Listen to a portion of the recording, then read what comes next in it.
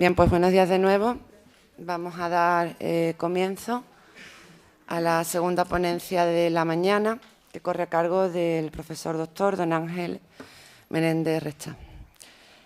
Ángel es catedrático de Derecho Administrativo en la Universidad Autónoma de Madrid, pero previamente tiene una trayectoria en el ámbito del empleo público importante, pero es que además ha sido también director general de Obras Públicas, Ángel, era de Urbanismo, en el Ministerio entonces competente de los años previos justamente a la aprobación de la Ley de Costas.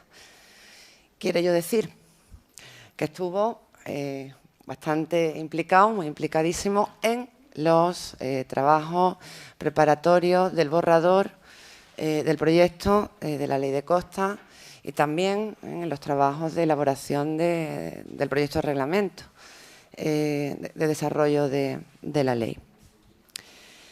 Yo con esto creo que ya se ha dicho casi todo, pero siempre me gusta añadir que la Ley de Costas, con introducir un régimen y otra filosofía de protectora del dominio público marítimo terrestre, que parecía se había afianzado, a pesar de que costó mucho explicarlo. Yo a Ángel lo conocí precisamente, bueno, en mis tiempos, cuando empecé con la tesis, en el año 89, pues en todas esas jornadas de las que os hablaba antes José Ignacio, que se hacían por toda España sobre la Ley de Costas. Yo iba como becaria a escuchar al profesor Menéndez Rechá explicando la ley, ¿no? Una ley que provocó muchísimo debate, muchísima polémica, y que yo tenía entendido que parecía ya que habíamos asumido y digerido que había que proteger el litoral por encima de otros intereses. Parece que esto se cuestiona, como os comentaba con anterioridad. En fin, ya vosotros llegaréis a vuestras propias conclusiones de aquí al miércoles.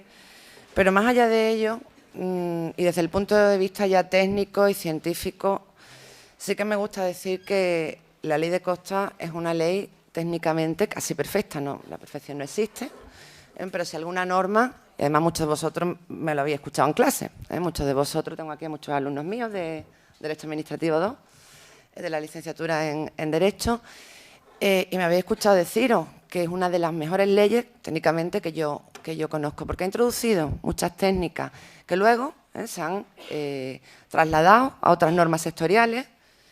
El tema del deslinde, el tema de la reparación por daño accesorio a la sanción, el tema del destino finalista, de los ingresos que la Administración percibe por la utilización del dominio público.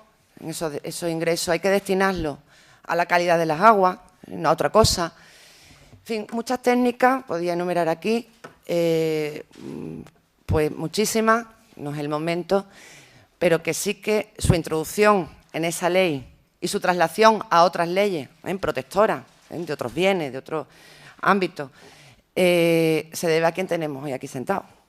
Por eso yo os decía, mi maestro, el profesor Morillo, bueno, ha sido una satisfacción presentároslo, pero aquí hay otra de las personas de las que más he aprendido durante todos estos años en los que llevo en la universidad, el profesor Ángel Menéndez Rechá, a quien he pasado de ver cuando yo estaba abajo a tenerlo aquí al lado y a quien le agradezco siempre, nunca me cansaré, su disponibilidad cada vez que le invito a un curso, a un seminario, siempre está dispuesto, sea donde sea, se encuentre con la dificultad de que se encuentre para el desplazamiento y siempre hace un hueco en la agenda para atender a la invitación que le solemos hacer cada vez que podemos.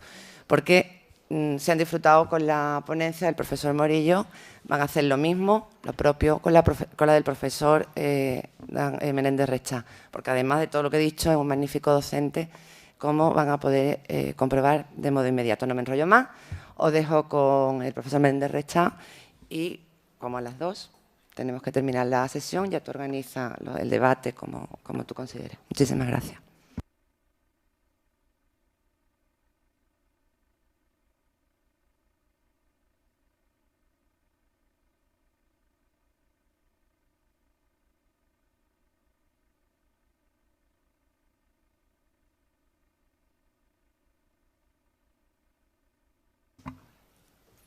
Buenos días.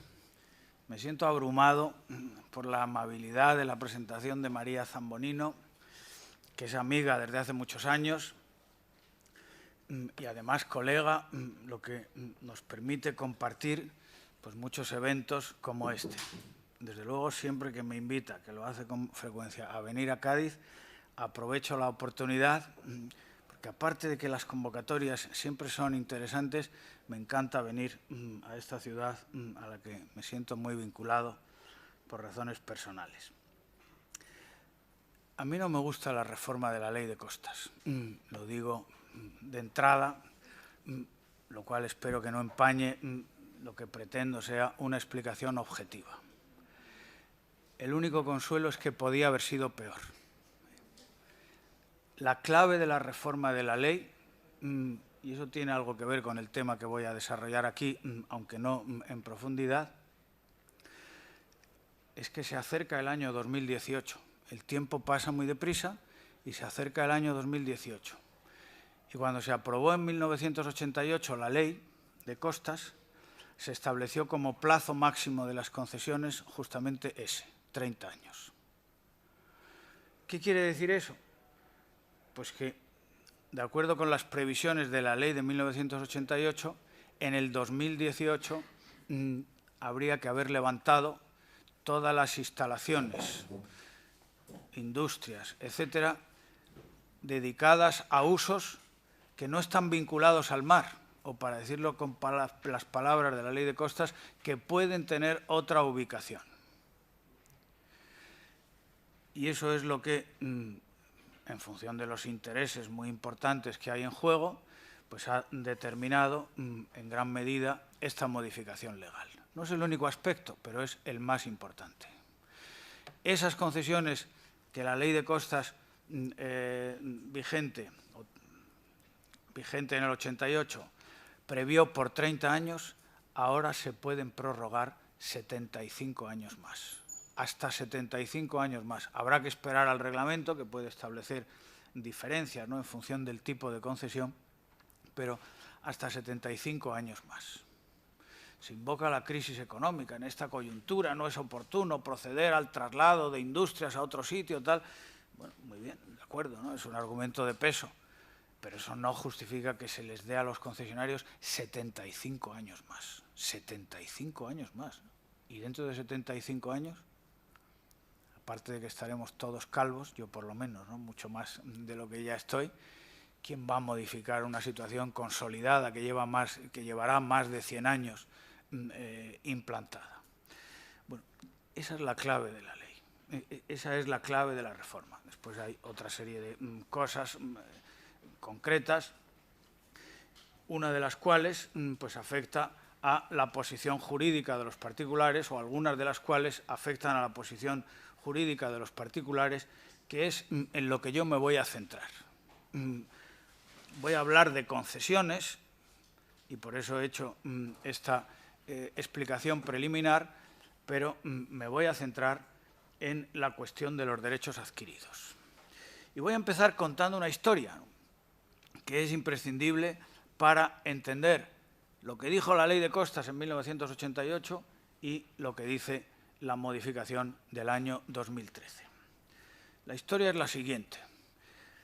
En el derecho histórico español ha sido una constante la consideración del mar y su ribera como una cosa común a todas las criaturas. Así la definían las las viejas leyes de partida. Seguramente el profesor Morillo Velarde ha hecho referencia a esto en su ponencia. En el siglo XIX, en la primera ley de aguas, que regulaba tanto las aguas terrestres o continentales, ríos, lagos, etcétera, como las aguas marítimas, se declararon del dominio nacional y uso público las playas y el mar litoral.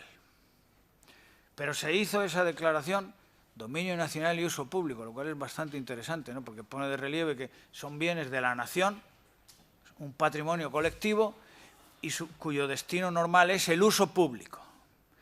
Bueno, pues se declararon del dominio nacional y uso público las playas, lo que luego se llamaría zona marítimo terrestre desde la Ley de Puertos de 1880, que es el espacio afectado por la acción del mar, la zona inundable, digamos, ¿no? Por los terrenos afectados por los movimientos de las mareas o de las olas, o el alcance de las olas. Pero se hizo esa declaración sin perjuicio de los derechos legítimamente adquiridos. Y esta coletilla se mantuvo en las leyes posteriores. La Ley de Puertos de 1880, la Ley de Puertos de 1928, en la dictadura de Primo de Rivera, la Ley de Costas, la primera ley con esa denominación, la Ley de Costas de 1969. Son del dominio público sin perjuicio de los derechos legítimamente adquiridos. Pregunta y problema jurídico. ¿Cuáles pueden ser esos derechos legítimamente adquiridos? La Administración sostuvo siempre que esos derechos adquiridos sobre bienes declarados de dominio público o del dominio nacional y uso público en la terminología decimonónica solamente podían ser derechos de aprovechamiento, nunca de propiedad, porque la propiedad es incompatible, la propiedad privada de una porción de terreno pues es incompatible con la declaración de que ese bien es de dominio público. Por eso la Administración mantuvo esa tesis. Pueden ser derechos de aprovechamiento. Y esa tesis se reforzaba porque, con arreglo a la legislación histórica, se podían adquirir derechos de aprovechamiento en virtud de prescripción veintenal. Por el transcurso de 20 años, si alguien demostraba, iba al notario y conseguía un acta de notoriedad acreditando que disfrutaba de un aprovechamiento de una playa para lo que fuera, ¿no?, de una porción de la zona marítimo terrestre, era un modo de adquirir. La prescripción es uno de los modos de adquirir, más bien la usucapión, según el Código Civil. Bueno, pues eso fue lo que sostuvo la Administración. Derechos de aprovechamiento, no de propiedad. Sin embargo, los particulares afectados, muchos de los cuales tenían sus títulos inscritos en el registro de la propiedad como títulos de dominio, no como un derecho de aprovechamiento. Las concesiones también se pueden inscribir en el registro de la propiedad, pero es que muchos particulares tenían inscritos los títulos como títulos de propiedad. En Galicia hay algunas inscripciones espectaculares, ¿no? Porque como el sentido expansionista, casi me atrevo a decir imperialista de la propiedad es tan fuerte, pues hay algunas inscripciones registrales, según me contaron hace años, que pone esta finca linda con Inglaterra, mar por medio, que ya es pretencioso, ¿no? Decir que, bueno, entonces, claro, los particulares que tenían esos títulos inscritos en el registro de la propiedad pelearon y pleitearon y en algunas ocasiones consiguieron pronunciamientos, sentencias judiciales declarativas de que su derecho no era solo de aprovechamiento, equivalente a una concesión, sino que era un derecho de propiedad. Cuando se hizo la Ley de Costas, se empezó a trabajar en 1984, más o menos, ¿no? Fue un periodo de gestación bastante laborioso, ¿no?, hasta que se aprobó en julio del 88. Además, pues hubo un adelanto de las elecciones y eso pues motivó que caducara el texto que se había enviado. Bien. En esa época estaban inventariados 7 u 8 supuestos de sentencias judiciales de la Sala de lo Civil del Tribunal Supremo, de la Sala Primera del Tribunal Supremo, que declaraban de propiedad privada terrenos con características naturales de dominio público marítimo terrestre. Aquí había un ejemplo por esta zona, unos corrales de pesquería en Sanlúcar de Barrameda, en la desembocadura del Guadalquivir. Pero los casos más famosos quizá pues eran los de las islas de Sálvora, Noro y Vienta, en la desembocadura de la Ría de Arosa, en La Coruña, otro enclave en Santa Pola. Bueno, 6 o 7, que no eran muchos. Esa es la situación cuando en 1978 se promulga la Constitución, que por primera vez califica de dominio público determinados bienes, todos en el ámbito que aquí nos interesa. Son bienes del dominio público estatal los que determine la ley y, en todo caso, la zona marítimo terrestre, las playas, el mar territorial y los recursos naturales de la zona económica y la plataforma continental. los que determine la ley, por lo tanto las aguas continentales son de dominio público porque lo dice la ley de aguas. Podría decir otra cosa, ¿no?, el día de mañana, ¿no? Los que determine la ley y en todo caso la zona marítimo terrestre, las playas, el mar territorial y los recursos naturales de la zona económica y la plataforma continental. Por lo tanto, la Constitución española vigente por primera vez declara de dominio público estos bienes que aquí nos interesan, los de dominio público marítimo terrestre. Y además dicen que tienen, dice la Constitución, que tienen ese carácter en todo caso. Pues fijaros, lo interesante desde el punto de vista jurídico es que ese en todo caso se ha entendido de forma casi unánime. Siempre hay opiniones discrepantes en derecho, como sabéis los que estéis estudiando esta carrera. Es en todo caso, se ha entendido contrapuesto a la cláusula tradicional del sin perjuicio de los derechos adquiridos. Las leyes históricas decían, como os he recordado, son del dominio nacional y uso público el mar territorial y la zona marítimo terrestre sin perjuicio de los derechos legítimamente adquiridos.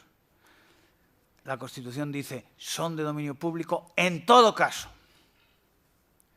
Lo cual significa, y así se ha entendido, no solamente por el legislador, sino lo que es más importante, por el Tribunal Constitucional, cuando resolvió los recursos interpuestos contra la ley, que no podían mantenerse derechos de propiedad privada en terrenos con características naturales de dominio público marítimo terrestre.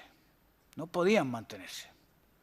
Porque en todo caso, esos terrenos, la zona marítimo terrestre, las playas y el mar, son de dominio público de titularidad estatal.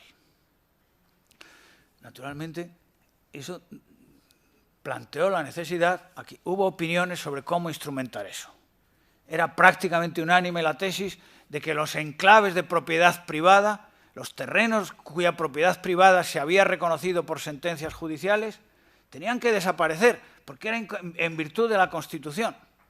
Algunos incluso pensaron sin indemnización, porque es la Constitución, es la norma suprema la que dice, bueno, es una interpretación excesiva, en mi opinión, ¿no? La tesis que se impuso y que vamos a ver ahora es que esas propiedades privadas reconocidas por sentencia judicial tenían que desaparecer, pero en virtud de expropiación. Y lo que hizo la Ley de Costas, como veremos enseguida, fue pues, regular una expropiación legislativa. Es la propia Ley de Costas la que priva a los propietarios de esos enclaves que se habían reconocido por sentencia judicial firme, les priva de su derecho de propiedad y les da una compensación, que es, como vamos a ver enseguida, pero ya lo adelanto, una concesión por 60 años, 30 más 30. 30, que era el plazo máximo de las concesiones según esa ley, más otros 30, el doble, por los usos y aprovechamientos existentes. Esa era una situación que había que resolver, y que había que resolver por imperativo constitucional. ¿De acuerdo? Había más situaciones que se encontraba el legislador de Costas o con que se encontraba el legislador de Costas en 1988 y que afectaban a derechos adquiridos. Primera situación, titulares inscritos en el registro de la propiedad, es decir, con el terreno inscrito a su nombre, una porción de playa inscrita a su nombre, con la condición de tercero hipotecario, amparados por el artículo 34 de la ley hipotecaria, y que no habían podido ser ocupados esos terrenos por la Administración porque la Ley de Costas de 1969 no lo permitía. La Administración del Estado, en aplicación de la Ley de Costas del 69, no podía ocupar terrenos que estuvieran amparados por inscripciones registrales cuyos titulares tuvieran esa condición de tercero hipotecario. ¿Qué tenía que hacer la Administración del Estado? Pues tenía que impugnar, reivindicar la propiedad de ese terreno que había sido deslindado como de dominio público, pero que no se podía ocupar porque estaba amparado por el registro de la propiedad y quedarse a resultas del pleito correspondiente. Podía ganar el Estado si el tribunal consideraba que efectivamente ese terreno tenía características de dominio público o podía perderlo. Esa era la segunda situación. La tercera situación que se podía plantear era en aquellos tramos de costa, que eran muchos en 1988, que no estaban deslindados o lo estaban solo parcialmente, porque en la Ley de Costas de 1969 ya se distinguía un concepto legal de playa como algo distinto, una franja de terreno distinto al de zona marítimo terrestre, porque ya no estaba afectada por la acción del mar, sino que estaba situada a una cota superior. Tengo que decir, para que lo entendáis mejor, que el concepto vulgar de playa, lo que llamamos playa en el lenguaje ordinario, no coincide con el concepto legal. Lo que llamamos playa en el lenguaje ordinario es zona marítimo terrestre, normalmente. Y el concepto legal de playa es un terreno que está situado a una cota superior.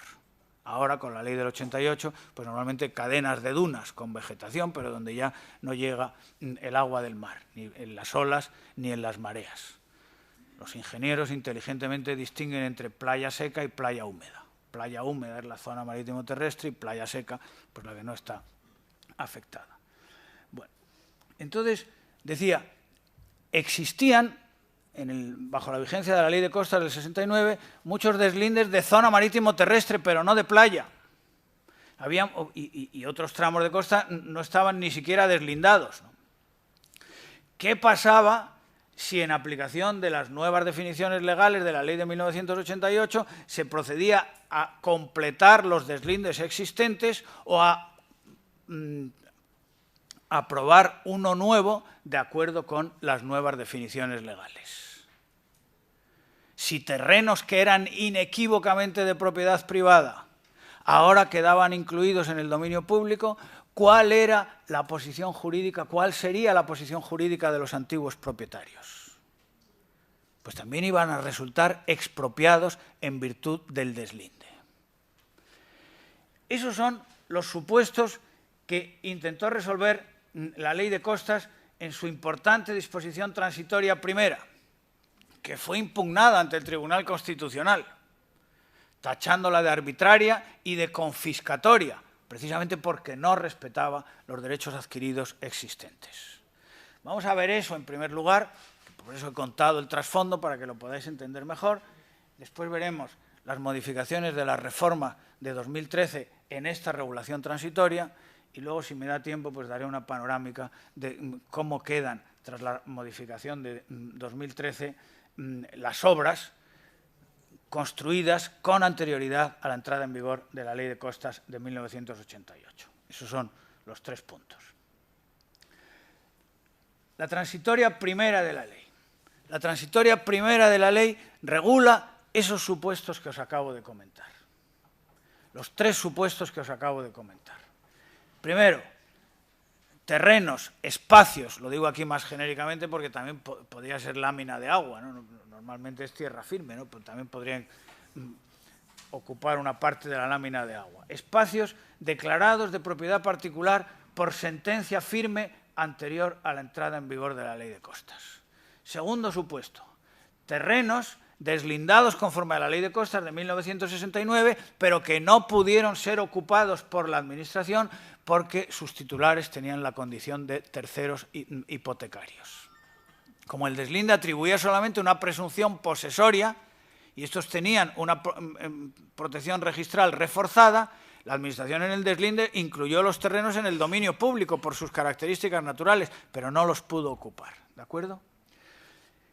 Tercer supuesto, terrenos que eran de propiedad privada inequívoca, indiscutida, al amparo de la legislación de costas de 1969, pero que al actualizarse el deslinde o completarse el deslinde o practicarse uno nuevo, si no estaba deslindado, pues tenían que pasar a ser de dominio público aplicando estas definiciones.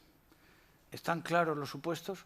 Si queréis alguna aclaración, yo prefiero que las preguntas las concentremos al final, porque si no se rompe el hilo conductor, ¿no? Pero si son aclaraciones, pues levantáis la mano y con mucho gusto las hago. ¿Cómo regula la ley estos 3 supuestos?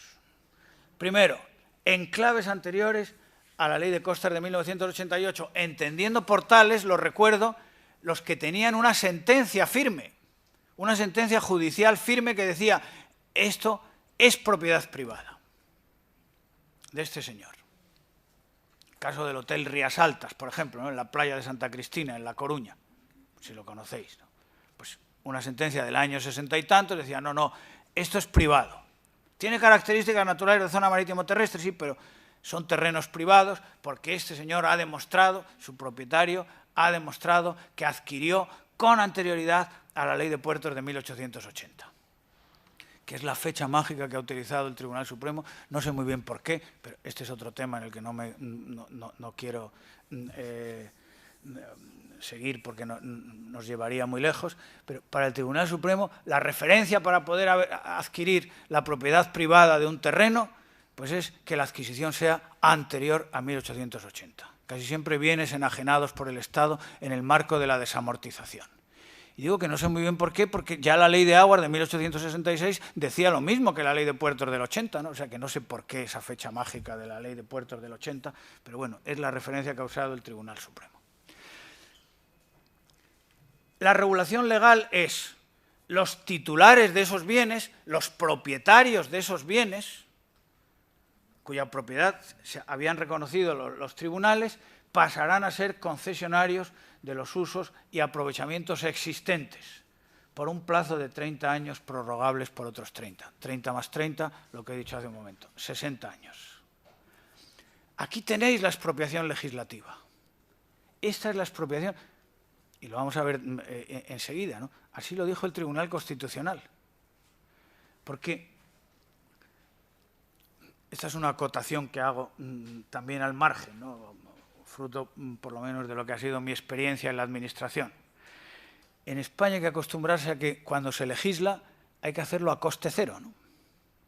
No hay dinero, lo cual no está bien, ¿no? Pero bueno, es un imperativo que existe siempre o casi siempre, ¿no?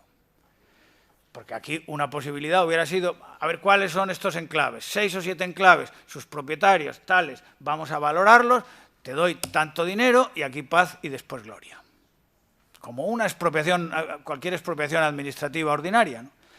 Pero como no se podía generar una carga indemnizatoria con la aprobación de la ley, pues entonces esto fue lo que nos inventamos. Una concesión, dar el justiprecio in natura, en especie, en lugar de dinero, en especie. Es una expropiación. ¿Cuál es el justiprecio? Una concesión por 60 años que ampare los usos y aprovechamientos existentes. El ejemplo que he puesto del Hotel Rías Altas. Pues bueno, 60 años explotando el hotel, dependerá de si la temporada turística es buena o mala, si ha llovido mucho como este año o hace muy buen tiempo o tal, ¿no? Pero bueno, 60 años explotando ese negocio, pues puede ser un justiprecio más importante que te pagaran en 1988 100 millones de pesetas o lo que sea, ¿no? ¿De acuerdo? Bueno, esto lo han discutido muchos. ¿Y por qué? Pues no, la expropiación tiene que ser en metálico, no sé qué. No es verdad, hay muchas expropiaciones que no son en metálico, son en especie. En el ámbito del urbanismo hay muchísimas expropiaciones que no se paga dinero, se da aprovechamiento urbanístico, ¿no? O sea que en ningún sitio está dicho que en la expropiación haya que pagar en dinero. Bueno, entonces este es el esquema legal. La ley de costas te expropia, como la Constitución dice que estos terrenos en todo caso tienen que ser de dominio público, te expropia y en lugar de darte dinero te da una concesión por 60 años. Esta es la solución legal. Y después el reglamento, para adornarlo un poco más, pues añadió un derecho preferente sobre los nuevos usos o aprovechamientos que pudieran concederse sobre la superficie de antigua propiedad que pasaba a ser concesión. ¿De acuerdo? Por lo tanto, 60 años mantienes los usos y aprovechamientos existentes. 60 años es casi toda la vida de una persona, ¿no? Bueno, se vive más, ¿no? Pero en fin, 60 años son muchos años, ¿no? Bueno, y además preferencia para nuevos usos si la Administración los otorga. Esta fue la solución legal. ¿Qué dijo el Tribunal Constitucional? Esto lo impugnaron diciendo, esto es confiscatorio, es arbitrario y es confiscatorio, porque no respeta la garantía expropiatoria constitucional. Sin embargo, el Tribunal Constitucional rechazó la impugnación y respaldó la fórmula legal. Para irritación de muchos, que es manifiesta la inconstitucionalidad. Bueno, no sería tan manifiesta, ¿no? Según el Tribunal Constitucional, en la sentencia 149-91, que es una sentencia clave para entender a fondo estos temas y a cuya lectura os remito si queréis ampliar la información, pues dijo lo que tenéis en síntesis en la diapositiva. La rotundidad del artículo 132.2 de la Constitución, es decir, añado por mi parte, el en todo caso son de dominio público las playas, la zona marítimo terrestre, etcétera, obliga a entender que desde el momento mismo de la promulgación del texto constitucional, todos los espacios enumerados en dicho artículo se integran en el dominio público del Estado. ¡Todos! Aunque hubiera una sentencia que decía que era propiedad privada. ¿Y qué pasa con esos supuestos? Se produce una expropiación legislativa, con equilibrio entre el valor del bien o derecho expropiado y la cuantía de la indemnización ofrecida. En términos generales, el Tribunal Constitucional respaldó la fórmula, si bien hizo la salvedad de que en algún caso, se podría dar algún caso en que no hubiera este proporcional equilibrio entre lo expropiado y la indemnización. ¿Qué caso podía ser? Os preguntaréis quizá. Pues muy sencillo, imaginaros un supuesto en el que no hay usos rentables, no hay usos lucrativos existentes. Es un trozo de playa en el sentido literal o vulgar que está inscrito en el registro de la propiedad a nombre de un señor. Era un caso en Tarragona, ¿no? En la playa de Torredembarra, por ejemplo, ¿no? Pero no tiene usos lucrativos. Viene la ley y dice, usted deja de ser propietario y se convierte en concesionario porque la ley le expropia. ¿Pero en concesionario de qué? ¿De arena? ¿Qué hace durante 60 años? En un caso de esos, pues aplicando la jurisprudencia constitucional, habría que arbitrar, habría que establecer una indemnización en metálico, porque no había usos o aprovechamientos existentes que se pudieran considerar justiprecio de la expropiación. ¿De acuerdo? Por lo tanto, y es lo que quería subrayar, en este primer supuesto la regulación legal fue respaldada por el Tribunal Constitucional. Segundo supuesto, titulares registrales, terceros hipotecarios que no habían podido ser ocupados por la Administración precisamente por tener esa condición. ¿Qué dice la ley en la transitoria primera, en el apartado 2? Pues que estos titulares inscritos pueden legalizar los usos existentes obteniendo la correspondiente concesión por el plazo máximo de 30 años. Como veis, diferencia importante con el supuesto anterior. El supuesto anterior, como había sentencia, eran 60 años. Estos, como había solo el título inscrito en el registro, 30 años, dijo la ley. Y además, preferencia, pero solamente durante 10 años, para la obtención de los derechos de ocupación de nuevos usos que puedan autorizarse sobre esos terrenos. Por tanto, como veis, en estos casos, la ley también arbitraba una compensación.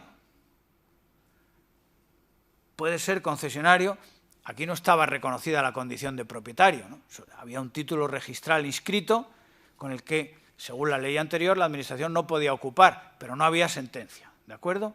Entonces, por eso la regulación legal, como la posición jurídica del particular era más débil, pues también era menos favorable. En vez de 60 años, 30. Y la preferencia, en vez de 15 años, por 10. ¿Qué dijo el Tribunal Constitucional? Pues dijo que, primero, la reducción de la compensación tiene su justificación en la mayor debilidad del título. No es lo mismo una sentencia judicial firme que un título inscrito en el registro de la propiedad, por muy sólido que pueda ser también este último. Pero, y aquí es donde vino la gran aportación, entre comillas, del Tribunal Constitucional, añadió que el que en estos casos, que eran muchísimos, no hubiera sentencia, podía deberse a negligencia de la Administración del Estado, que no hizo lo que tenía que haber hecho: reivindicar para el dominio público la titularidad de esos terrenos que no había podido ocupar por haber inscripciones, por la existencia de inscripciones registrales contradictorias. Entonces, razonaba el Tribunal Constitucional, eso es lo que ha podido determinar muchas veces que en estos casos no haya sentencia. No haya sentencia.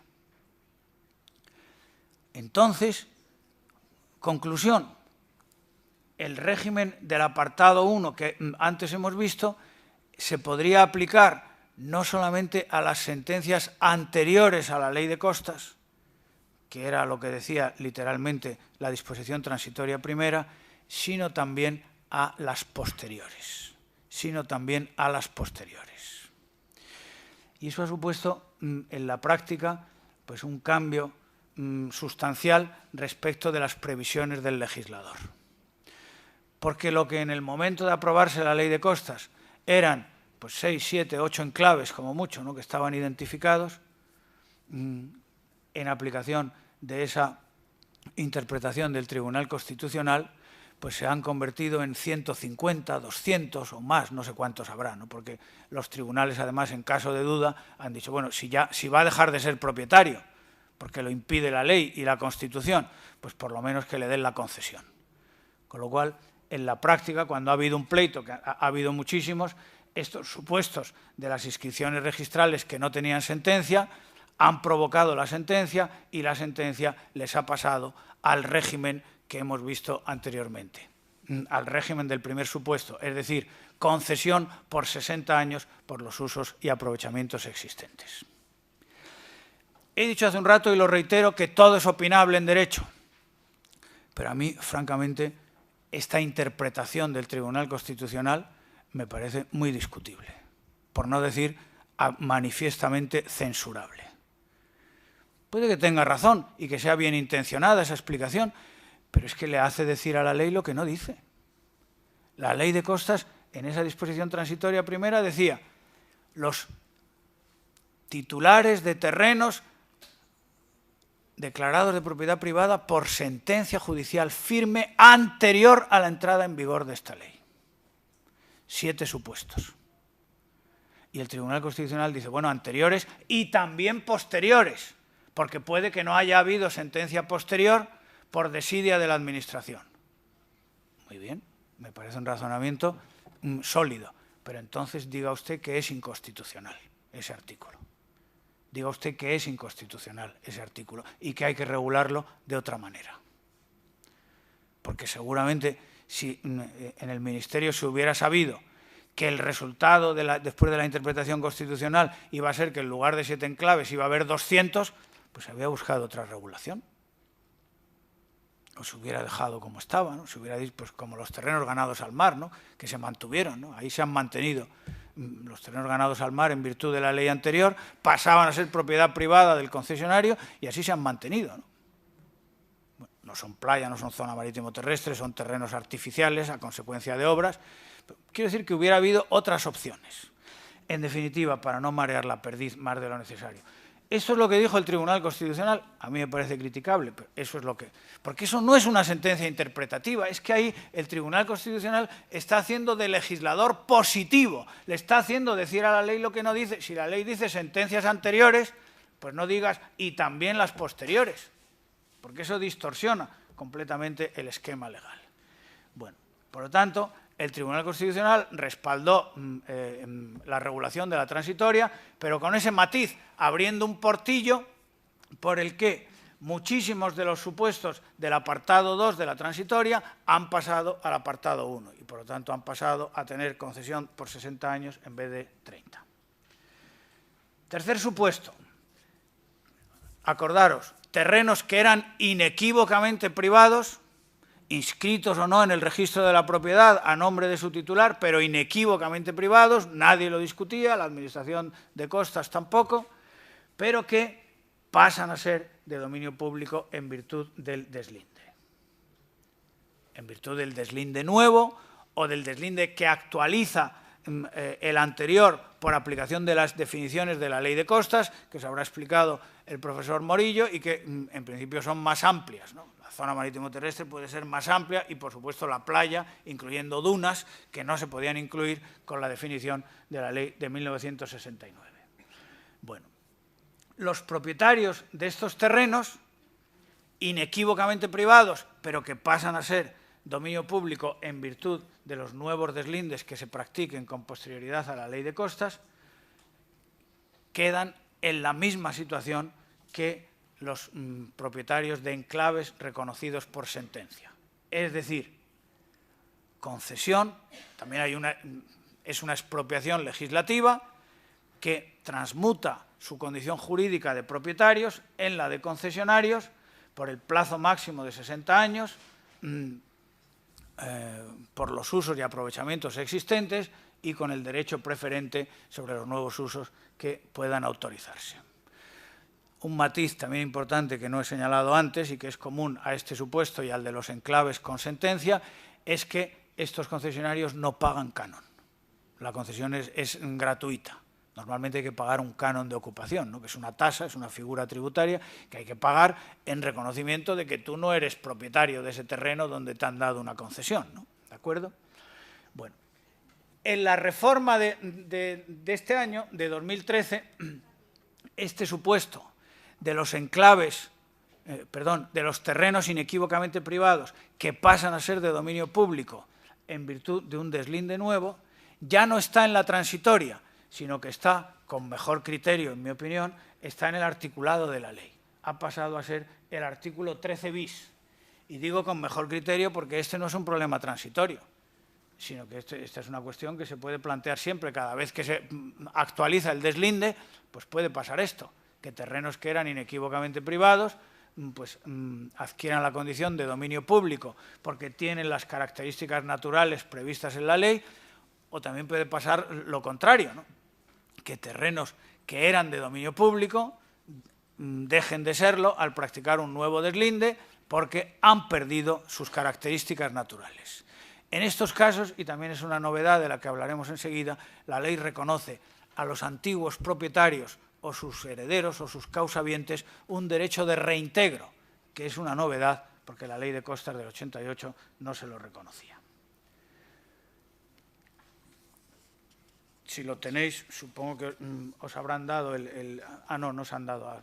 Aquí ahorramos papel con muy buen criterio, pero en la página virtual del seminario pues tendréis, supongo, el texto de la ley de reforma de la ley 2/2013 y podréis leer ese artículo 13 bis que en sustancia contiene la regulación que os he explicado. El Tribunal Constitucional pues también respaldó esta regulación de los terrenos que pasan a ser de dominio público en virtud de los deslindes, reconociendo su naturaleza expropiatoria y también reconociendo la procedencia de que si hay que actualizar un deslinde y eso determina que terrenos que eran privados pasan a ser de dominio público, bueno, pues así eso es una consecuencia de la ley que es la que sirve para identificar los bienes que tienen esa condición. Hasta aquí el primer punto. Los tres supuestos de derechos adquiridos a la entrada en vigor de la ley de 1988, el tratamiento de la ley y la interpretación del Tribunal Constitucional.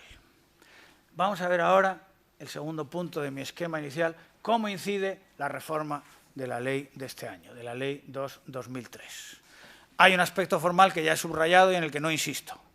El tercer supuesto, el de los terrenos privados que pasan a ser de dominio público, ahora está en el articulado, es el artículo 13 bis. Vamos a fijarnos más en cuestiones sustantivas. En cuanto a los enclaves anteriores, los que tenían sentencia y también los que tenían sentencia anterior a la ley de costas y los que la han tenido posterior, en virtud de esa interpretación discutible, pero que ahí está, del Tribunal Constitucional en 1991. Pues aquí se mantiene la posición jurídica, no son propietarios, son concesionarios porque han sido expropiados, su derecho de propiedad se ha transmutado en una concesión, que es el justiprecio de la expropiación, solo que ahora ese derecho de ocupación es prorrogable por 75 años, nada menos. Aquí surge una pregunta y un problema jurídico que no voy a contestar, pero lo lanzo, ¿no?, con un cierto ánimo de polémica, por si luego queréis que entremos o si alguno quiere dar su opinión. Si la ley de costas del 88, en estos supuestos, dijo, dejan de ser propietarios, se les expropia y el justiprecio de la expropiación es una concesión de 60 años, por 60 años. Y ahora viene la nueva ley y dice, bueno, 60 años y 75 más. Parece que estás jugando al póker, ¿no? 60 años, 75 más. A lo mejor no son 75, sino que según lo que diga el reglamento, pues son 30 o 35. Si 60 años era un justiprecio proporcional y equilibrado, según el Tribunal Constitucional, y ahora viene el legislador y les da 75 años más, ¿cómo llamaríamos a eso? ¿Enriquecimiento injusto, tal vez? Porque si me han pagado como justiprecio una indemnización que era suficiente y ahora 75 años más, es un buen regalo, ¿no?, el que hace aquí el legislador. Bueno, esto además va a dar pie a que estas ocupaciones sean más que centenarias. Sean más que centenarias. Porque claro, cuando esté una ocupación que esté a punto de extinguirse, porque el plazo de la prórroga, y eso también es importante, lo tenéis ahí en la pantalla, el plazo de prórroga se computa desde la fecha de la solicitud. Yo soy propietario de uno de estos enclaves, que me expropiaron y me dieron la concesión por 60 años, que acabaría en el 2048, ¿no?, en agosto de 2048. Y en 2030 pido la prórroga por 75 años, que se computa desde la fecha de la solicitud, no desde la fecha de entrada en vigor de esta ley, desde 2013. Podríamos decir 2013 más 75, pues en 2093 se acaba esta historia. Bueno, suponiendo que se acabe, que no lo creo yo así, ¿no?, pero bueno, legalmente. Pero es que la podrá pedir en el 2030 o en el 2040 y los 75 años se computarán desde ahí, con lo cual va a estar 100 y pico años, ¿no? Teóricamente alguien puede llevar 200 años, no uno solo, ¿no?, sino pues una estirpe o una persona jurídica, puede llevar 200 años como titular de un derecho de ocupación y no por eso se convierte en propietario. Hoy sabemos que el cabo mágico ese de los 100 años que permitía, invocando la prescripción inmemorial o centenaria, decir, no, esto ya han pasado 100 años, esto ya es mío para los restos.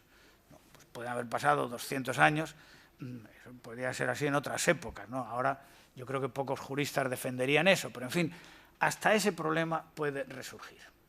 Bueno, entonces este es un primer cambio muy importante de la reforma de 2013, la posibilidad de prórroga por 75 años más. Y un segundo cambio, también importante, común a todas las concesiones, no solamente a estas que estoy comentando, ¿no?, es que estas concesiones serán transmisibles inter vivos. La ley de costas del 88 solamente permitió la transmisión de concesiones mortis causa, por herencia. ¿Por qué no permitió las transmisiones inter vivos? Pues según comentaron en aquel momento los ingenieros que tenían responsabilidades en la materia, querían evitar que se produjera algo que por lo visto era bastante frecuente, que hubiera gente que pedía concesiones y las obtenía sin ningún ánimo de utilizarla, sino sencillamente para traficar con ellas. Me hago con la concesión y después la vendo. Una concesión es un derecho real administrativo, tiene un contenido patrimonial, ¿no? Es como los traspasos de las licencias de taxis, ¿no?, esas cosas increíbles que yo nunca he entendido, ¿no? Pero ¿cómo puede traspasar un taxista una licencia a otro, ¿no? Pues si eres un título municipal, pues si tú no lo quieres o se te acaba, que te tenga que pagar otros millones por eso. Bueno, pues aquí había un traspaso, un tráfico de concesiones, ¿no? Y entonces en aquel momento pareció razonable evitarlo, sobre todo porque no se querían dar concesiones, ¿no? Se partía de la base de que el destino normal de la ribera del mar, de las playas y la zona marítimo terrestre es el uso público, libre y gratuito. Y que cualquier ocupación más intensa pues tenía que ser excepcional y solamente admisible para usos vinculados al mar. Bueno, Entonces, en ese contexto se dijo, bueno, que se puedan transmitir, pero por sucesión hereditaria, no intervivos. Y eso también ha levantado muchas ampollas, ¿no? Bueno, pues ahora, haciéndose eco de esas presiones que ha habido en este sentido, la ley permite también la transmisión de estas concesiones. No solamente de estas concesiones que son lo que ha quedado de las antiguas propiedades privadas sobre esos terrenos, sino todas las concesiones de dominio público marítimo terrestre son transmisibles inter vivos, además de mortis causa.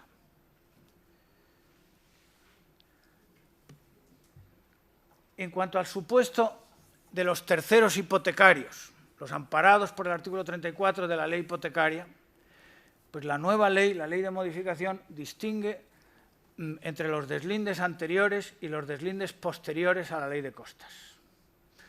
Sinceramente no entiendo muy bien por qué hace esa distinción, ¿no? Me gustaría que alguien lo explicara. Si el deslinde es anterior, a esos titulares inscritos se les atribuye un derecho de ocupación y aprovechamiento por 30 años, respetando los usos y aprovechamientos existentes en virtud de la correspondiente concesión. Por 30 años. O sea, lo mismo que había dicho, si os acordáis, la transitoria primera en su apartado 2 en la redacción originaria de 1988. Pero si es posterior, si el deslinde es posterior a la ley de costas del 88, se les atribuye el mismo derecho de ocupación en virtud de concesión, pero por un plazo de 75 años.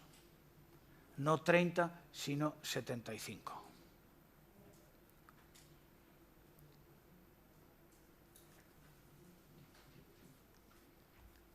Yo creo, de todas maneras, que los de deslindes anteriores, como pueden pedir prórroga, aunque la ley diga tienes un derecho de concesión por 30 años, pero como puedes pedir prórroga hasta 75, pues pedirán 75 más, o hasta el límite que les permita el reglamento, según el tipo de concesión de que se trate. En otras palabras, y es lo que quiero subrayar, sin perderme tampoco en muchos detalles que comprendo que en una primera aproximación pues, son difíciles de seguir, y lo que quiero transmitir pues, son las líneas maestras de la reforma. Se mejora considerablemente la posición jurídica de estos titulares inscritos. Entiéndase, estos serán los que no han obtenido sentencia, porque los que han tenido sentencia a su favor pues ya están en el otro supuesto que acabamos de examinar. Una novedad que intenta controlar un poco, solo un poco, el otorgamiento de estas concesiones tan prolongadas, tan largas en el tiempo, es que en función del uso, pues se exige un informe ambiental. En función del uso de la concesión, se exige un informe ambiental. Si los terrenos se destinaran a industria extractiva, energética, química, petroquímica, textil y papelera, la concesión se otorgará previo informe del órgano ambiental que puede imponer, lógicamente, medidas correctoras o condiciones para garantizar una adecuada protección del medio ambiente. Esto no está mal, no voy a decir que esté mal, ¿no? Me parece, bueno, es una cautela, ¿no? Para intentar minimizar en lo posible el impacto ambiental. Pero claro, en el contexto de la ley de 1988, cuyos principios y criterios generales se mantienen, es que no se vería, lo procedente sería no dar prórroga a concesiones que son para usos incompatibles. Estos usos, industria extractiva, energética, química, petroquímica, textil y papelera, en principio no son usos vinculados al mar. No se podrían autorizar en virtud de concesiones con arreglo a los criterios generales de la ley de costas.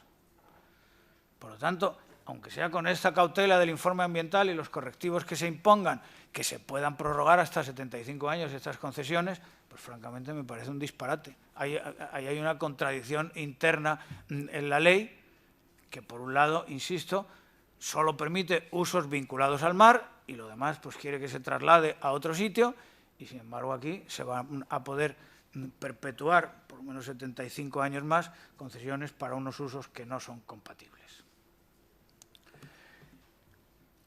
Otra novedad importante y que tiene interés, ¿no? Sobre todo porque aquí en esta provincia hay mucha sensibilidad sobre este tema de las salinas y ha habido muchos pleitos, ¿no? Y muchos conflictos, es que hay una nueva regulación de los terrenos invadidos por el mar y la exclusión del dominio público cuando esos terrenos estén destinados a salinas o cultivos marinos, que por lo tanto seguirán siendo de propiedad privada.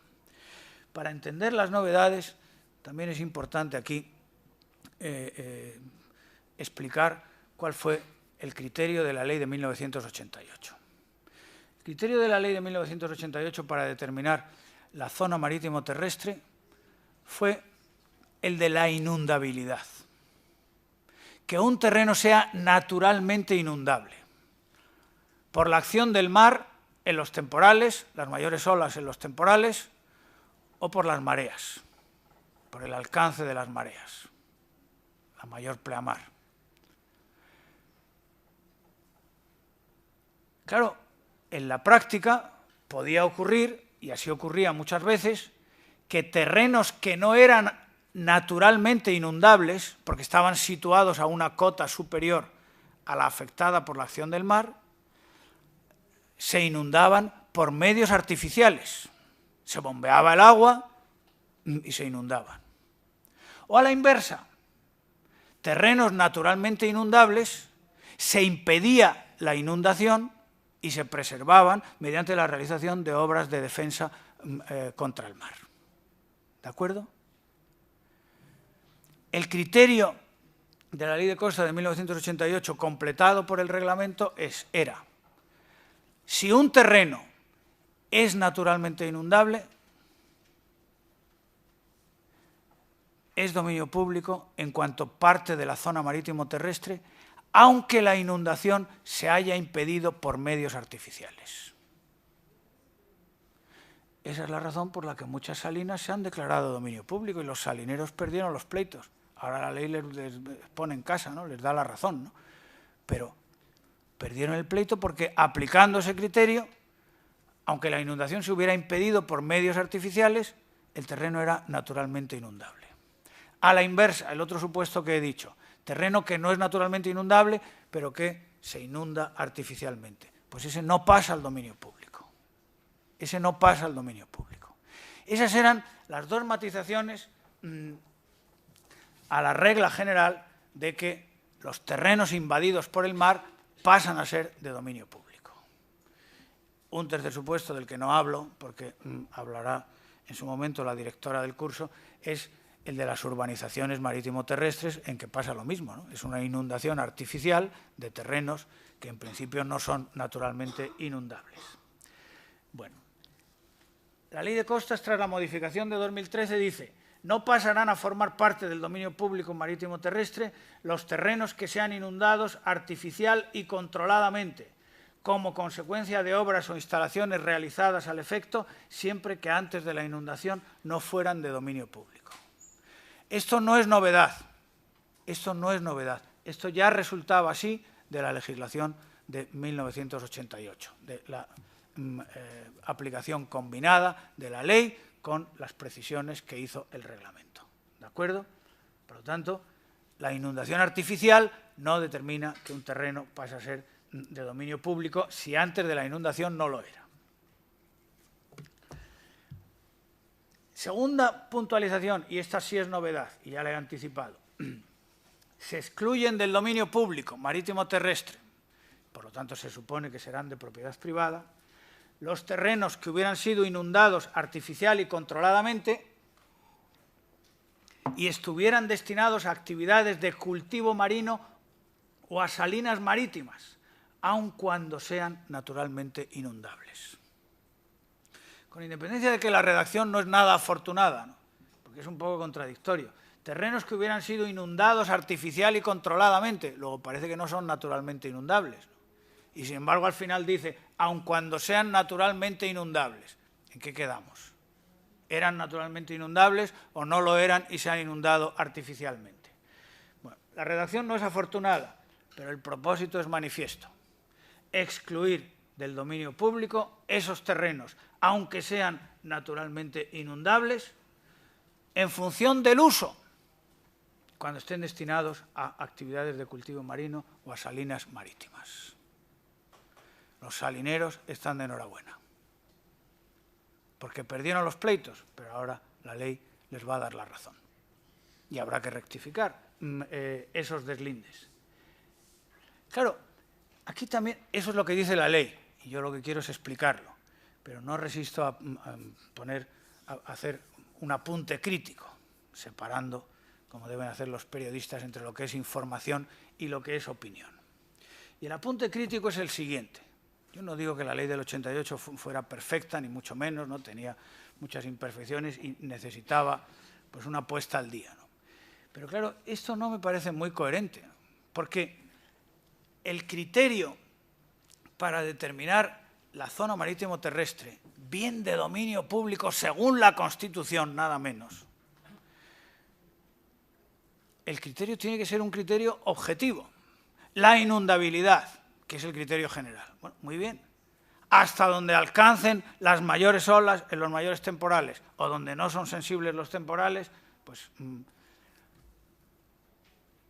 el movimiento de las mareas, el flujo y reflujo del mar. Bueno, es un criterio. Discutiremos, como se ha discutido, y ojalá que el reglamento anunciado pues aporte precisiones para reducir la discrecionalidad de la Administración a la hora de hacer los deslindes. Discutiremos cuál es el alcance de las mayores olas, si hay que incluir en el deslinde esto o no, si estas cadenas de dunas, tal. Discutiremos eso, pero no que el criterio legal es el de la inundabilidad. Lo que es inundable, hasta donde puede llegar el mar, como podrá llegar otra vez, pues eso es zona marítimo terrestre. Si ese es el criterio legal, lo que no tiene sentido es excluir una porción de terrenos, no por un dato natural, la inundabilidad, sino en función del uso. En función del uso. Porque eso genera inmediatamente el agravio comparativo. Habrá otros usuarios que dirán, bueno, ¿y por qué estos tienen bula? Los salineros y los de cultivos marinos tienen bula. ¿Y los demás por qué no? Eso no es coherente. No me atrevo a decir que sea inconstitucional, no lo he estudiado lo suficiente, pero no es coherente. No se debe excluir del dominio público una franja de terreno en función del uso, si el criterio general es un criterio natural que es el de la inundabilidad. Bueno, pero eso es lo que dice la ley, que desde esa perspectiva pues, favorece manifiestamente a los titulares de este tipo de usos. Esto ya lo hemos visto, es el supuesto de los terrenos privados que pasan al dominio público, concesión por 75 años. Y otra novedad que antes se ha apuntado y que ahora es el momento de examinar, es la atribución de un derecho de reintegro sobre los terrenos que dejan de ser de dominio público marítimo terrestre. Para entendernos, este supuesto es el inverso al de la invasión del mar. ¿De acuerdo? La invasión del mar, si el mar avanza hacia tierra, inunda terrenos que pasan a ser de dominio público. Y habrá que actualizar el deslinde, porque ahora son mar o son zona marítimo terrestre, ¿no? De acuerdo con las definiciones legales. Este es el supuesto contrario. Terrenos que dejan de ser de dominio público marítimo terrestre. Pues sin ir más lejos, el ejemplo de las salinas, cuando en aplicación de la disposición que acabamos de estudiar, se excluyan del dominio público en virtud de un deslinde que habrá que actualizar. O también sería el supuesto o improbable de retirada del mar. Digo improbable porque en todos los escenarios de cambio climático que se manejan sube el nivel del mar, más o menos, pero sube, ¿no? Por lo tanto, es más probable que el mar invada, y estemos en el supuesto que hemos visto antes, a que el mar se retire. Pero bueno, también puede haberlo, ¿no? Entonces, lo que dice ahora la ley tras la reforma es que aquellas personas que en el momento de la entrada en vigor de la Ley de Costas, es decir, en agosto de 1988, eran propietarias con título inscrito en el registro de la propiedad de terrenos que pasaron a formar parte del dominio público por aplicación de aquella, o sus causavientes, porque claro, se pueden haber muerto, ¿no?, serán reintegrados en el dominio de los bienes que por aplicación de la presente ley dejen de formar parte del dominio público una vez revisados los correspondientes deslindes. Y esta misma regla se va a aplicar, este mismo derecho de reintegro, se va a aplicar en las urbanizaciones marítimo-terrestres, como explicará en su momento la profesora Zambonino. Esto no es ningún disparate, no es insólito, es sencillamente un criterio diferente, un criterio de corte privatista, me atrevo a decir, que entronca directamente con la Ley de Costas de 1969. Porque la Ley de Costas, sin llamarlo así, decía que los terrenos sobrantes de playa o de zona marítimo terrestre, terrenos sobrantes quería decir que ya no tenían, habían perdido esas características naturales. Los terrenos sobrantes de playa o de zona marítimo terrestre pasarían al patrimonio del Estado, a no ser que alguien demostrase que había sido su propietario antes de la invasión de esos terrenos por el mar. A esto lo han llamado algunos un derecho de reversión natural, en el sentido de que como es el mar, el que es el movimiento del mar, el desplazamiento del mar, la dinámica litoral, en definitiva, la que determina esos procesos, pues el mar me lo quita, el mar me lo devuelve. Bueno, la Ley de Costas de 1988 se olvidó, entre comillas, no quiso establecer ese criterio, ¿no? Bueno, el mar lo ha invadido, pues pasan los años, después se retira, la vida da muchas vueltas, pues nada de dar cancha otra vez a los antiguos propietarios o a sus causavientes. Pero la ley de reforma sí se la da en los términos que tenéis en la diapositiva. Por lo tanto, cuando se produzca este supuesto de que haya que reducir la anchura del dominio público y unos terrenos que formaban parte del dominio público pero ahora quedan excluidos de él, pues entonces los antiguos propietarios o sus causavientes podrán invocar este derecho de reintegro para recuperar su terreno. Yo, sinceramente, creo que en el contexto de la reforma, pues esto está pensado para lo que he dicho, para el supuesto que he dicho. Propietarios que perdieron sus terrenos porque en virtud de deslindes, porque tenían características naturales de dominio público y ahora el legislador les excluye, como es el caso de las salinas o de los cultivos marinos. Bien, y termino con el último punto, voy a ir más deprisa, que era el régimen de las obras anteriores. Como seguramente sabéis, la ley de 1988 hizo una zonificación en la costa, zona de dominio público, zona de servidumbre de tránsito, zona de servidumbre de protección, zona de influencia. Y esa zonificación afectaba a los usos. Se podían hacer unas cosas y otras no. La prohibición más importante en la llamada zona de servidumbre de protección era la relativa a edificaciones residenciales o habitacionales. Viviendas, hoteles, chalets, etcétera, están prohibidas en la zona de servidumbre de protección que tiene una anchura de 100 metros.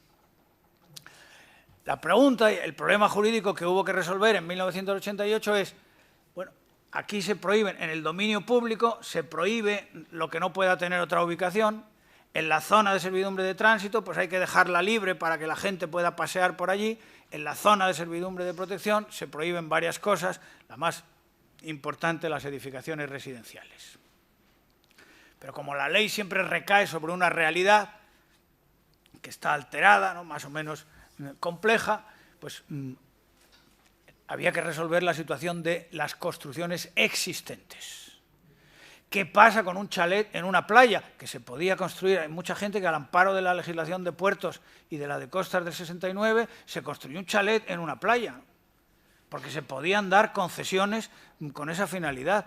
No había límites, ¿no?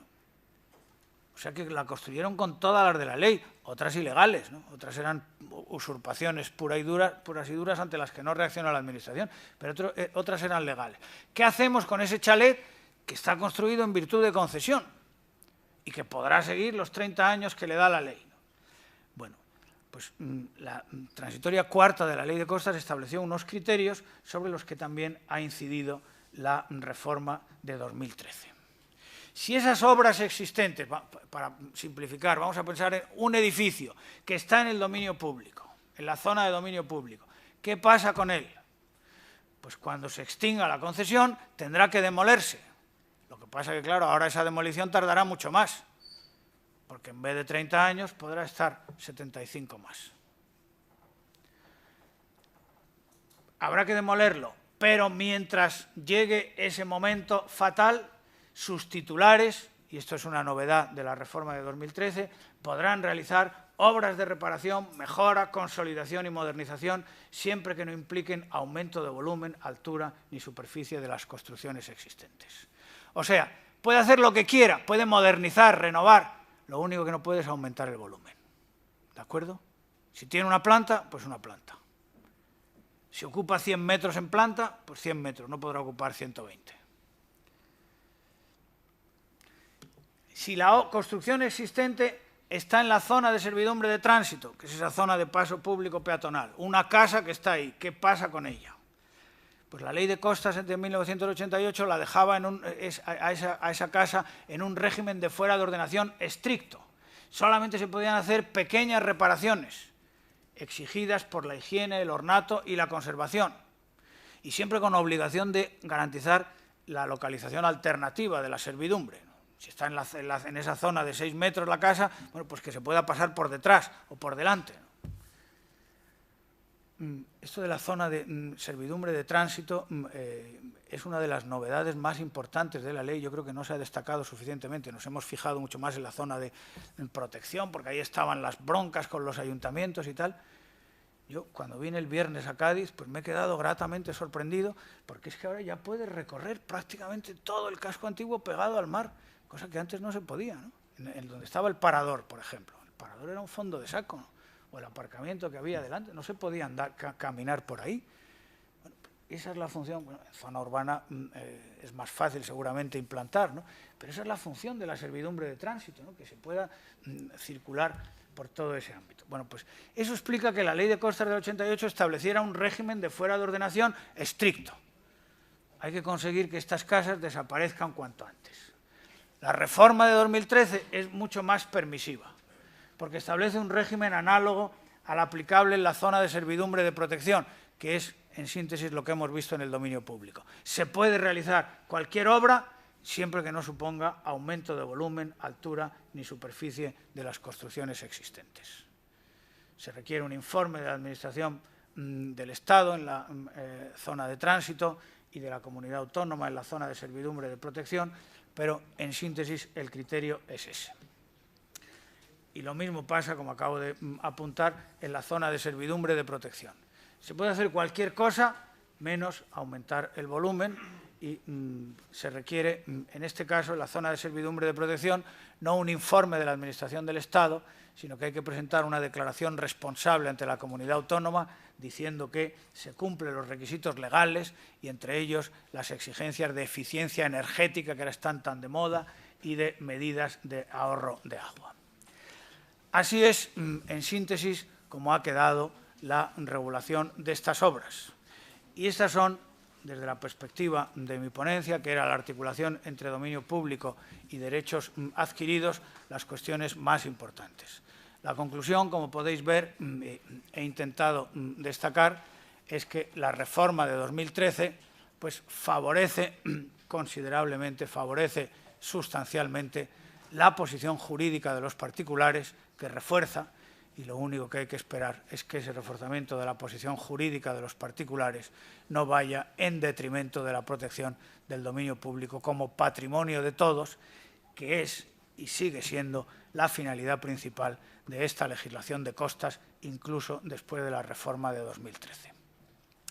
Y ahora, son las 1:30, pues tenemos un tiempo todavía para preguntas, críticas o comentarios. Adelante. Sí, a mí, con relación a la exclusión de los terrenos inundables, aunque lo sean naturalmente, cuando estén destinados a salinas o cultivos marinos, en principio parece lo lógico sería que estuvieran destinados en el momento del deslinde, pero ¿qué pasa? Hay muchos casos de salinas que históricamente, o hace 50 años, fueron salinas pero que están en desuso.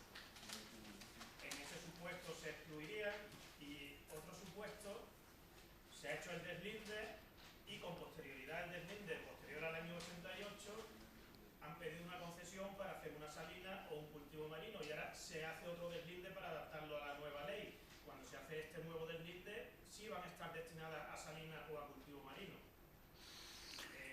Bueno, aquí habrá muchos casos, ¿no? Habrá toda una casuística como la hubo bajo la aplicación de la ley del 88.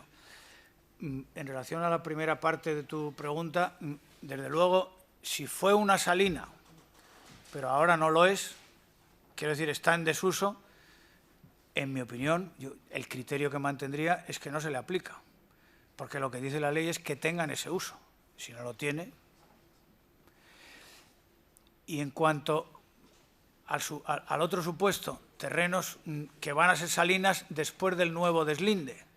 Bueno, después del nuevo deslinde habrá que ver cuál es la situación, ¿no? Pero que la ley se fija a la hora de hacer el deslinde, hay que tener en cuenta el uso actual y las características actuales de los terrenos. Por lo tanto, en principio, se aplicará la regla de la inundabilidad natural. Si es naturalmente inundable, lo tendrás que incluir en el dominio público como zona marítimo terrestre. Y si después se destina a salinas, yo en principio, ya digo, habrá que ver porque la casuística pues, es muy rica y muy variada. Pero en principio a mí me parece que ese señor no podrá invocar la nueva ley para salirse del dominio público, diciendo, es que yo tengo el uso de salina. Bueno, eso te hubiera permitido que no te incluyeran en el dominio público. Pero si se ha incluido en el dominio público precisamente por unas características naturales, pues seguirá siendo de dominio público, aunque el uso sean salinas. En otras palabras, me parece, hay que verlo más despacio, todo esto está recién salido del horno y tal, pero me parece que tampoco se puede sacar la conclusión de que todas las salinas, por el hecho de estar destinadas a ese uso, hay que sacarlas del dominio público. Yo creo que eso no lo dice la ley, ¿no? Lo que te permite es sacar algunos supuestos, fundamentalmente, que se han incluido en los deslindes anteriores, que eso es lo que está pensando, ¿no? Yo lo veo así. Adelante. Soy Antonio Gómez, director conservador del Parque Natural Bahía de Cádiz, que tenemos 150 salinas, o antiguas salinas también. Entonces, a mí me gustaría saber qué piensa de lo de artificial y controladamente. Entiendo que dejaría casi sin aplicación, esa condición dejaría sin aplicación gran parte de las salinas que se han construido sobre marismas transformadas, que es el caso opuesto al que usted ha dicho de una excavación para permitir la entrada de la marea. Eso yo creo que es muy importante y... Yo creo que esa es más una pregunta para un ingeniero. Yo la verdad es que no me atrevo, no me atrevo a opinar de eso porque no sé qué técnicas se usan, ¿no? Para... Bueno, lo que quiero decir con ello es que las salinas, la mayoría de por sí son naturalmente inundables. Entonces, es algo que me... Pero fíjese que la ley usa los dos. Cuando yo he hecho una crítica a la redacción es porque mezcla los dos elementos, ¿no? Sí, pero dice... Inundadas artificial y controladamente, y luego dice, aunque sean naturalmente inundables. Sí, pero artificialmente no se inundan por acción natural, digamos. Sí controladamente, pero no artificialmente. ¿Entiendes? Luego, una cosa que me llama la atención es que se desvincula del dominio público unos terrenos ligados exclusivamente a un uso, pero no se obliga a mantener ese uso. Es en cierta manera paradójico que se saque del dominio público salinas y cultivos marinos, es decir, un criterio de uso, pero parece que no una vez que salen del dominio, no tengan necesidad de mantener ese uso, ¿no? Eso no lo pone la ley en ningún sitio. Me alegra ese comentario porque, en mi opinión, refuerza mi crítica, que no se debe determinar la condición de manial o no en función del uso, sino en función de un criterio que esté relacionado con las características de los terrenos. Porque en el supuesto que usted dice, yo creo que lo que hay que hacer, una salina, se excluye del dominio público porque es salina, o una instalación de acuicultura, ¿no? Lo mismo me da, y después cambia el uso. Pues habría que actualizar el deslinde y decir, como este es un terreno naturalmente inundable, lo incluyo en y ahora ya no es salina ni cultivo marino, lo meto otra vez en el dominio público. Eso es lo que habría que hacer. Pero eso demuestra que no es buen derecho. Eso no es buen derecho. O sea, tener que cambiar el deslinde porque cambia el uso. O sea, el dominio público será el que sea. Y como he dicho antes, discutiremos hasta dónde llega. Si meto esta duna, si meto estas marismas hasta aquí, si estas marismas son susceptibles de regeneración o no son susceptibles, y eso ya hay que darlo por perdido y por lo tanto ya ha perdido sus características naturales. Esa es una discusión que yo creo que va a estar permanentemente abierta. Ahora, lo que me parece absurdo es que tengamos que discutir si es dominio público o no en función del uso. Eso, en mi opinión, no está bien, no es buen derecho. Una última pregunta. ¿Tenemos algunas salinas que, aunque consten, digamos, en el registro de la propiedad, en realidad no somos capaces de distinguirla visualmente porque el mar la ha incorporado a dominio marítimo ya? Las ha invadido. Las ha invadido y, bueno, en bajamar se distinguen algunas estructuras, pero muy básicas. ¿Eso sería posible de que volviera a ser propiedad privada? Porque podría ser zonas ya de, bueno, asumidas por la población como que es mar. Entonces... Si están inundadas, ahí, no olvidemos que la regla sigue siendo que los terrenos invadidos por el mar son de dominio público marítimo terrestre.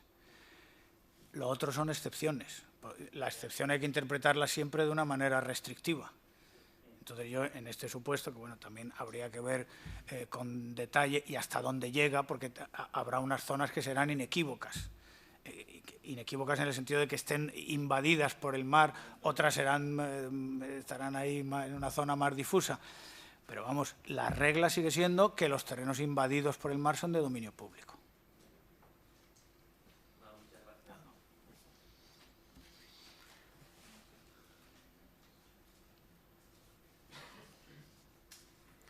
Pues nada, María, si no...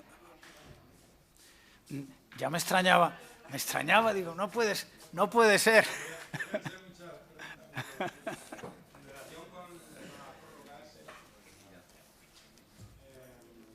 ¿Va a existir una discriminación en función de qué artículo, qué apartado de las disposiciones transitorias sea de aplicación? El que se pueda prorrogar por 5 años más ha de entenderse que son, en la transitoria primera, el apartado primero, el título que se otorga es por 30 años. Entonces, actualmente no hay ninguna que haya tenido una prórroga de esa concesión. No. Y por tanto, la prórroga de esa concesión, lo máximo va a ser 75. Es decir, no pueden ser 60 más. 75 más. No. Yo creo que sí. El título por el que se otorga es por 30 años. Prorrogable por otros 30. En lo primero estoy de acuerdo, Juan Manuel. Y ahí rectifico. No son 60 más 75, sino 30 más 75. Sí, ahí. Eso dependiendo de cuándo lo ha pedido. Porque claro, si lo pide ahora mismo porque tiene ganas de tener ya un título reconocido, pues no va a llegar a esos 30 más 75. Y si lo pide los 6 meses antes del vencimiento, pues sí. Después habrá una discriminación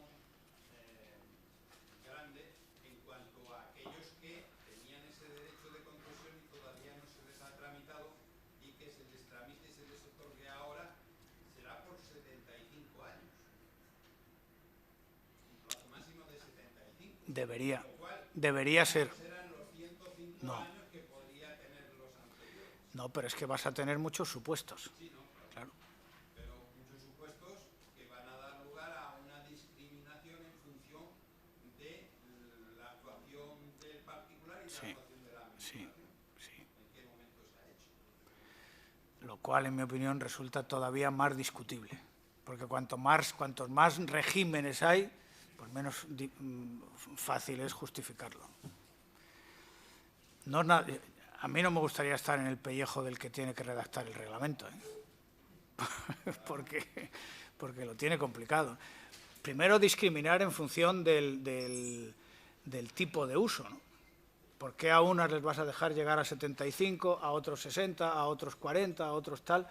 Eso, a lo mejor tiran por la calle de en medio y ponen 75 para todas, ¿no? Pero también sería un disparate, ¿no?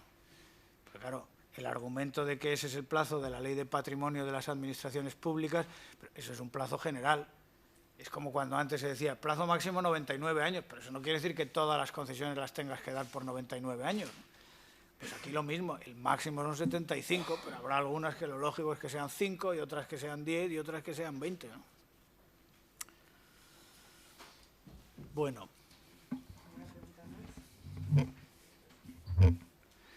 Pues muchas gracias por vuestra atención.